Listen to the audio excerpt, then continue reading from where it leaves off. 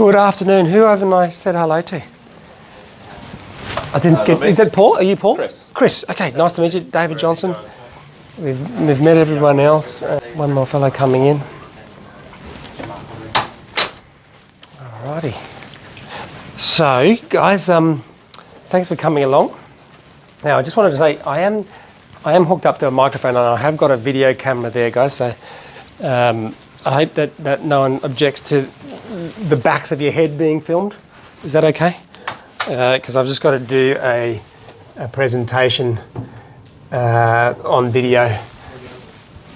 And I thought I'd take the opportunity to record this lecture. We're just waiting for Paul, are we? Is it Paul? How's everyone feeling today? Not too bad. Not too bad. Who's from Brisbane?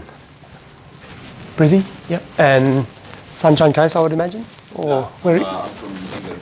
England? Yeah. Holy mackerel. Here All right, and we've got a special guest as well. There, Bella. Yeah. Oh, Steph. Bring. Oh, can I have them up here, Steph?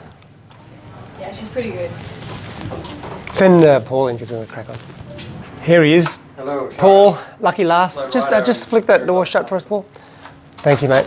Paul, I just want to let you know I'm hooked up to a mic because I've got to do a recorded lecture, and I've got the mobile phone on camera there. So it's really just going to be capturing some of my slides, and later on we're going to use the whiteboard, and I just want to capture a little bit of that. So it's just it may have the backs of your heads in it, and it may go onto some social media and websites. Okay. So yeah, I'll introduce myself. So David Johnson's my name. I'm a brain and spinal neurosurgeon, and I run City to Coast Neurosurgery, which is very much integrated in with that space outside there, which is called the Functional Movement Training Centre. And we've got one of our staff, Luke, over there, that's going to talk to you a little bit later as well. You're going to get a bit of a lecture from me, from Mark and Luke. And what is our objective today? What's the title of our seminar? It's really about back pain, because I presume you're all here with back pain. I've certainly had a look at all of your spinal imaging, your MRI scans of your backs, of your lumbar spines, because you suffer from persisting back pain. You wouldn't be here otherwise. And so the title of our talk is The Elegant Solution for the World's Most Vexing Problem. Okay. Vexing really just means it's puzzling the world, and you'll understand why as we move through the talk.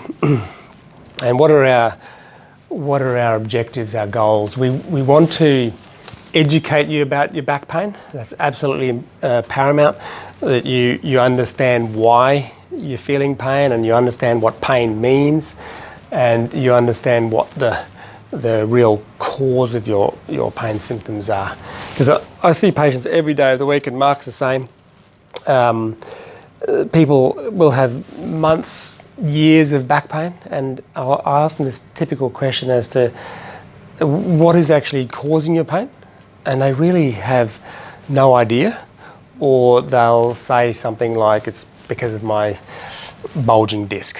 Okay, and that's really misinformation and a myth that a lot of patients have implanted in their brains over the years by the different therapies that they've received, and different specialists and various people along their journey have implanted into their brain, and it really becomes counterproductive to their recovery when they have a lot of misinformation.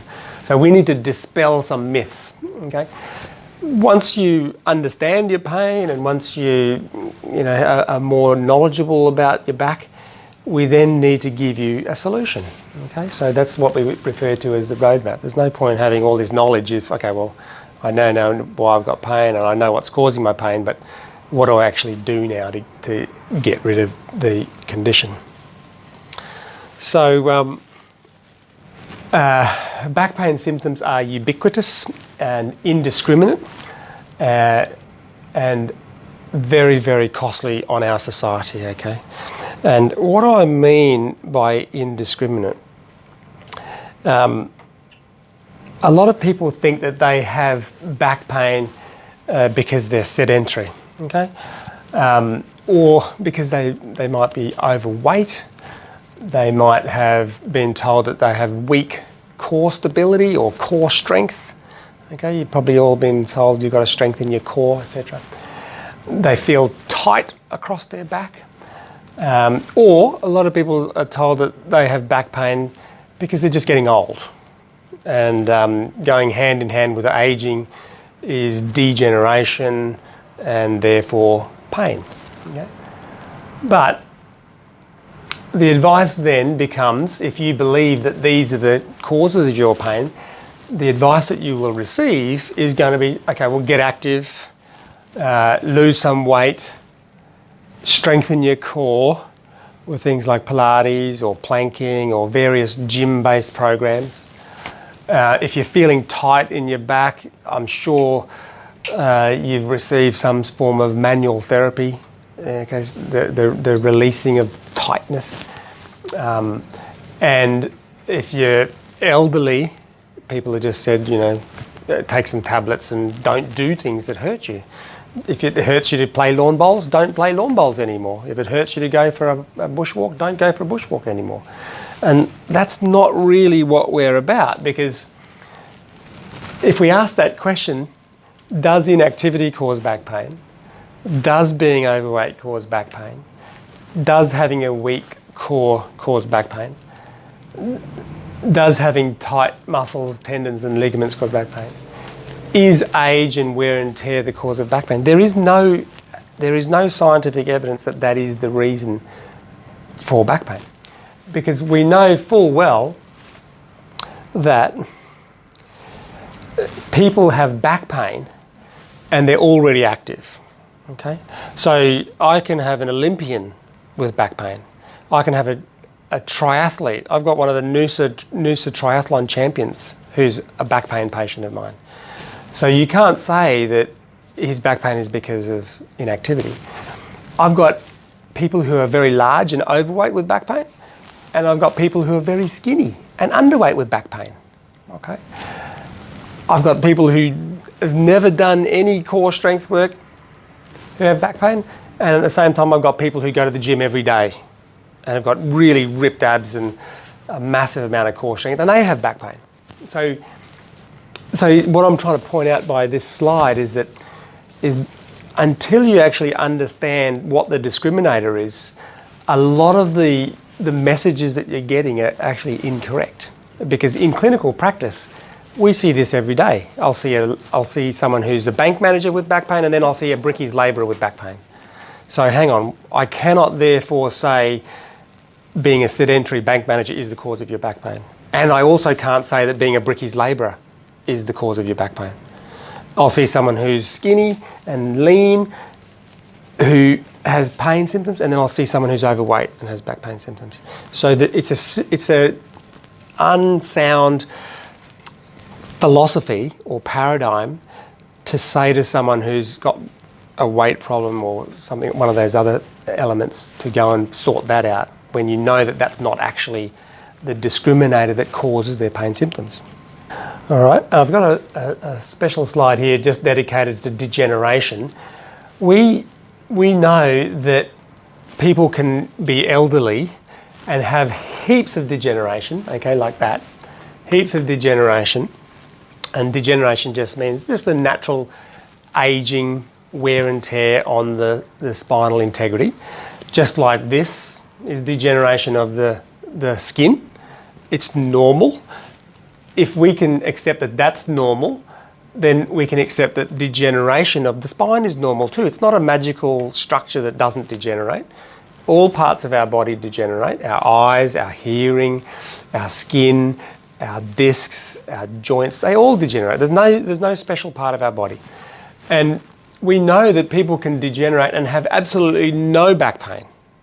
Okay?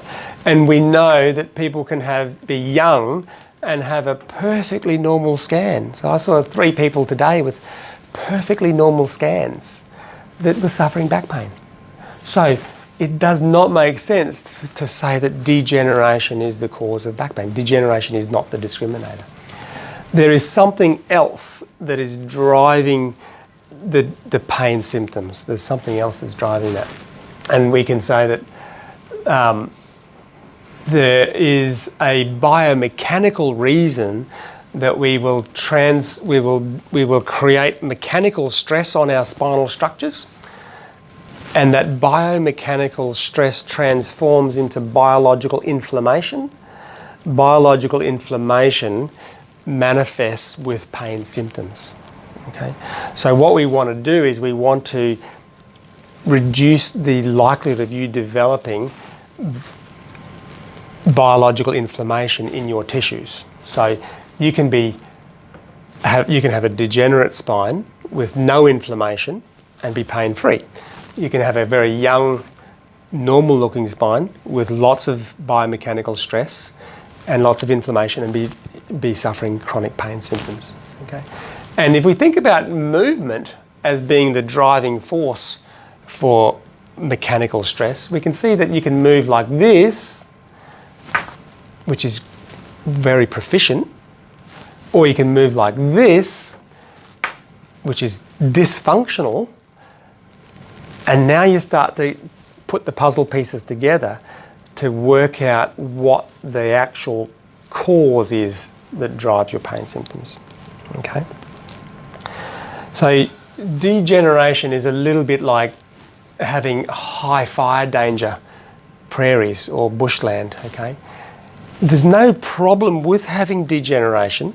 It's normal, but if you subject degeneration to the discriminator that makes it inflamed, like dropping a spark, now you've got a problem. Okay? Mark has degeneration, I have degeneration, Luke has degeneration, we all have degeneration. The difference between someone who suffers chronic pain is whether that person, that individual, has dropped a metaphorical spark on their degeneration. Okay, does that sort of make sense? You'll understand a little bit more. So that's what we all have, degeneration. Some people have that. Okay, I personally don't want to have inflammation in my back, and so therefore I do everything I can to avoid that spark being dropped in my back. Okay, it's a simple concept, but just have a think about that when you're at home and talking to family and friends about what is causing your back pain symptoms. So this is a World Health Organization statement in February of this year, 2018. And we're understanding that back pain is one of the leading causes of disability on the planet. One of the leading causes of disability on the planet. And we don't really hear too much about it. We hear about cancer and we hear about diabetes and we hear about all these heart attacks. But in actual fact, the thing that causes more suffering than any other condition on the planet is back pain. And so what does it tell us? It tells us that we're really not doing a very good job of it. We're really not doing a very good job of managing the condition. If we look at some statistics, we have in Australia today, this is a conservative estimate, about 1.5 million people with back pain today. Chronic back pain, meaning that their pain has been present for more than 3 months continuously. 1.5 million people. And those 1.5 million people have not had any form of surgery. They are just going around the traps trying to sort their problem out by seeing various different people in the community, and you know who they are. They're Pilates studios, physiotherapists, massage therapists, you name it. GPs, specialists, me, Dr. Craig. And that's how many people that are trying to sort their back pain out. And that represents, in my mind, a significant failure of the industry to sort out the condition. Otherwise, it wouldn't become a global epidemic. Okay? It's a global epidemic. And that then tells me that the vast majority of the industry is not understanding the discriminator. They are not understanding how to teach you guys to prevent those sparks falling on your normal degeneration. Your question for me is, why is it not going away? What is the discriminator? what is the disease that's causing back pain symptoms?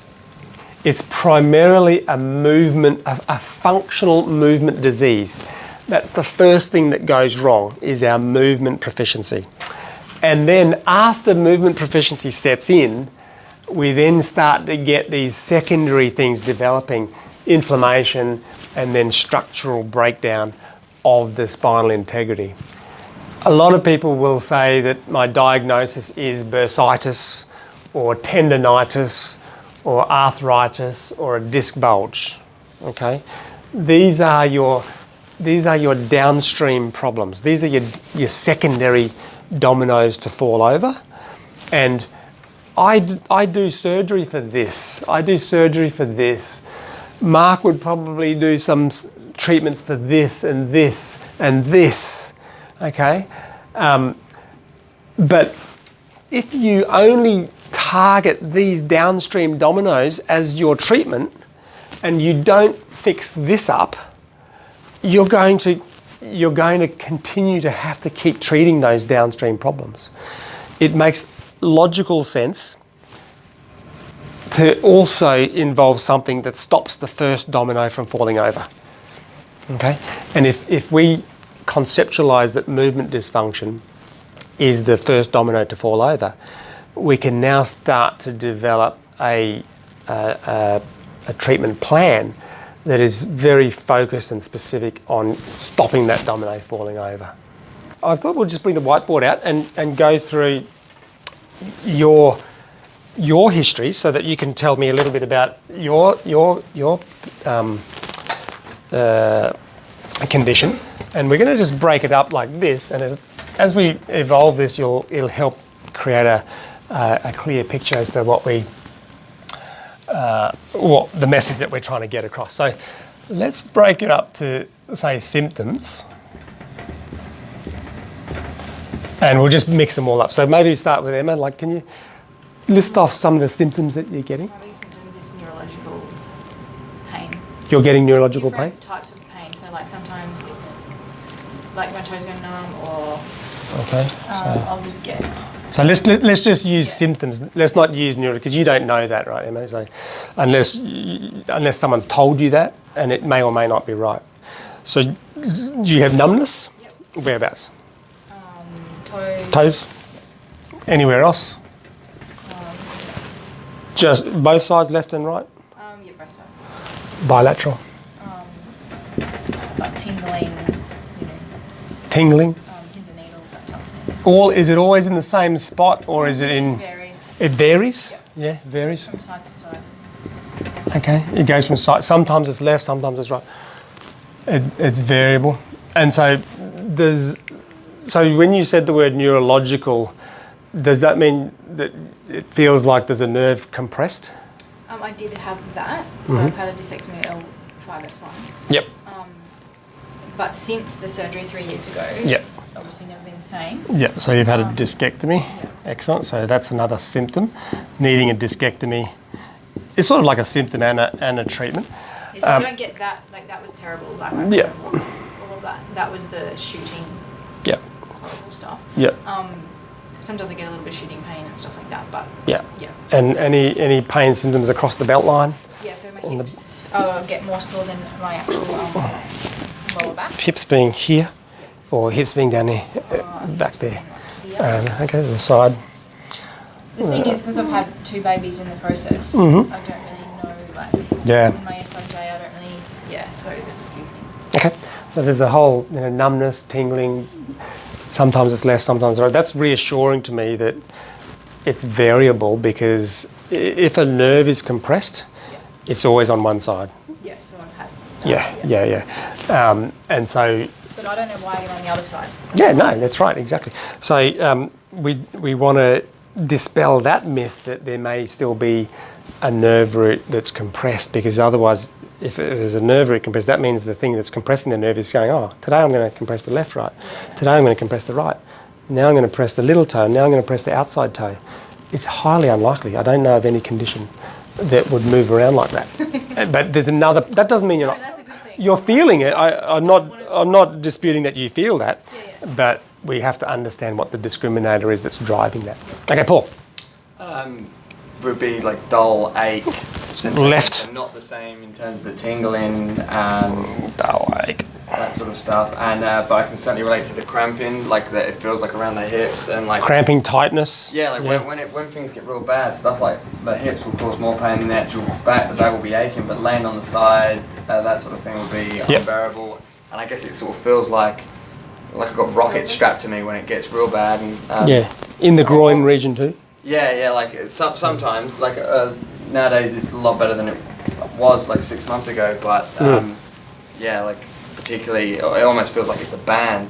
Yep. And sensitivity to stuff like actual belts and long pants, so I'm constantly running Sensitive, shorts. yeah. So intolerant, just intolerance to just anything that's sort of mildly. Yeah, it's as if like the pressure of anything sets it off like a warning sign on like a lighthouse. Patrick?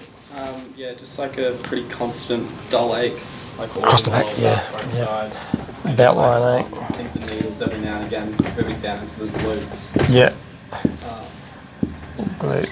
Yeah, tight hamstrings. What else? Tight hammies. Yeah, that's pretty much it. We'll talk to you about tight hammies later. Chris? So many people get told that, don't they? Yeah. Yeah, mine's more sort of around Thoracic? like upper back. Upper back, yeah. So like just to the right of my spine, like I'm sort of standing Just up. point to it, just right. Just sort of like Okay. like Sort of. it's like the same pain every day. I get like after work, and Yep. it's like my neck is like constantly sore though. So like I usually get that off being at work for like maybe 6 hours on my feet for like 10 usually in a day. And, Yep. I'm a chef, so yeah, constantly like leaning over benches and things. I think it like just puts pressure on one like part of my spine. Cool. Lots of awkward lifting. Does it go down too? Into the lumbar region? No, not lower back is like fine. I mean, yeah, it's just mainly like this one spot. It gets like super sharp and painful, like at a certain point in the day. Yeah. And yeah, but like there's always like a constant like neck tension as well. Is your Like bench always. like good for you, do you think? It's probably okay, but you know, the thing is when down, you're chopping and things like that, you always have to be. You're always looking down. You're always playing like downwards. So my neck's like out here, and like I feel like it's causing unnecessary weight. These are the sensations that you feel that we really, we're trying to work out why. But that's what your body feels. That's what your brain's telling you. That's what you're experiencing. So, Snezjana. Yes, and I have to apologize. I'm not really good at using proper words. That's okay. To explain my pain, but basically it's ongoing. It's constant. Yeah. It's actually in the really low area. Low lumbar. Yes, yes. On one side, a It's like little bit to one side. More to my right. Yeah, Yes, it's right my lung. best friend now, but sometimes it's not. Yeah. So I'm really stiff. Yep. I find myself at work Yeah. avoiding all sorts of positions, all sorts of movements. So Indeed. the more I avoid, I think the Yeah. less I Okay. Don't tell us about avoiding it. We'll go to that in a I know, second. but- So, and all of you, this is not just like for 1 week. Yeah. This is not just for the last weekend or 2 weeks or 3 weeks. This is how long? Oh well, my surgery was 3 years ago, but before that, I didn't have that just sort of sore back every now and then. Yep. So I don't know, and I'm a PE teacher, so I probably Yep. don't move properly. Yeah. Yep. Maybe So we're talking. I say 5 or 6 Yeah. years. I mean, Paul, how long? 15 months. 15 months. So we had 5 years, 15 months. Oh, we'll say one year, 1.5 year. Patrick, how long? 3 or 4 years. 3 or 4 years. Gee whiz. Chris? Probably say like nearly 10 years. 10 years. And how many years? This sort of pain around 5-6 months. Yeah. I had pain in my back Yeah, that one. How long? years, but this pain around. You can't remember forever. No, April. I remember like. No. The long-term back pain. The long term, like last few years. Few years. Yeah. That's, So 10 years ago, you're fantastic. yeah, Perfect. that was- Okay. Yeah. So That was actually quite- 3 years. Yeah. Okay. 2 years. All sorts of Now imagine having a cold or a sniffly nose. Imagine having a sniffly nose for 10 years, Chris. Would you go and go, what the hell's going on here? But this is the thing, when you have back pain, it's like, it's okay. I've had it for 10 years, that's cool.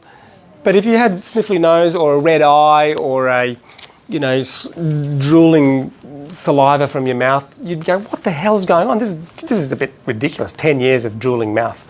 You'd sort it out, right? You'd want to know why. You'd go and knock on a doctor's door and you say, what the hell's going on? But with back pain, what's causing your back pain? Let's go to a different colour now. What's actually, I'm going to make not much room here, but what have you done for it? Well, I had a discectomy. That wasn't really a choice. You had a discectomy. Well, I don't think it was a choice at the time. Since then, I've done everything. So, Pilates, there you go. Massage. Avoided having children. Just, like... Avoided? Yeah, well, I did. But I waited until my back was... Yeah. I thought I was feeling better. Okay. So you maladapted. You wanted to have children, but you said no. I'm not going to. You stopped. Okay. Like running. I used to do a lot of running. Yep. I just feel like I can't. Maladapted. So stop running, and running's great for you. Stopped working. Goodness me. What about you, Chris? What have you done? Paul? Nerve blocks. Oh, yeah. Cortisones. Nerve blocks. PRP. Cortisone. Countless physios. Countless physio. Yeah. What did the physio do? Just give me an average of what they did most times. Most of them, almost nothing. They would just... No. What did they do? You obviously... They assess the area, and often you go down that... Did you lie down on the couch with them? I was laying down there, yeah. Couch. Chiropractors. Lots of couch work. Lots of times you'd be on a couch. Laying down, they would try and release some things, get me to move areas around. Couch. One exercise. Releases, yep. Okay, cool. That's heaps, right. Patrick? Yeah, chiropractors, physios, Same. Yeah, it's all. Anything else? Nothing else. Chris, anything different? No, just chiropractor. Chiro. I didn't put chiro, really. What is tell me one thing that the chiro does for you. Is it the same thing? What are they doing? Aligning. Aligning? So they're cracking you or manipulating you? Yeah, I guess so. So there is some manipulation. Yeah. Just what some chiropractors do, like acupuncture. So I just have to define chiro. So what depends which chiro you see. And so what have you done mostly? With physio, but that was massage and putting some technique. Massage, magic hands, and magic water bottle. Yeah, but the last physio actually did suggest something like this because we tried to do exercises and then I was really not. And there's something. And then she said. Yeah. To something like this, she said. Okay, so we've got a fairly constant theme here, and then so if we look at now, we start to think about cause or disease. Okay, because pain is not a disease, right? Pain is a symptom. So now we're going to start to look at what are we doing on this side of the board. Okay, because everything that you guys have said, 100% of it is for this side of the board, symptoms. This is the most important outstanding deficit in your management over the last, 50 years. Okay, 50 years of pain combined. And we have to break that into two things. So we have the structure of your spine. Okay, because obviously if you had an infection in your spine, a cancer in your spine, a broken bone in your spine, a ruptured disc in your spine, that is going to be a structural cause for your pain. Okay, and that's why I get all of you to have an MRI scan, because I want to look at the structure. There's no point me sort of giving you a treatment when there's a rip-roaring bone tumour or something going on. You've got to fix the structure.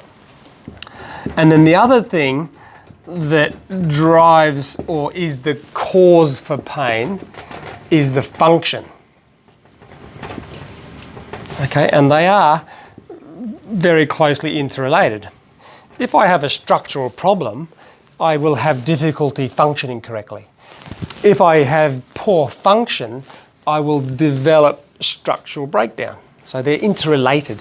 We want to optimize this interrelationship between structure and function. Okay? So when I look at structure, I'm looking at the MRI. Okay, I'm looking at the discs. I'm looking at the joints. I'm looking at the muscles, I'm looking at the ligaments, I'm looking at the tendons, I'm looking at the nerves, all right? That's what I'm going to fix up as a surgeon, structure. Luke's going to talk to you about function, but if we actually think about our skeleton, there he is. Oops, our Mr. Bones here. What is the prime function of the musculoskeletal system? What is the prime function of that? Why do we have that? It's to allow us to move. Okay, if you're a little slug, you're not moving very far because you don't have a skeleton, you don't have muscles, you don't have bones and joints. So you're a slug. You're there.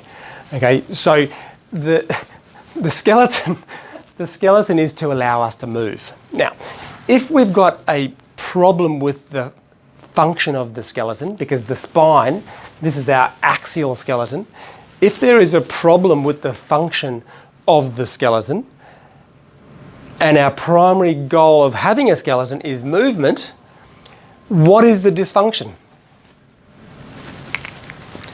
Okay, it's a movement dysfunction.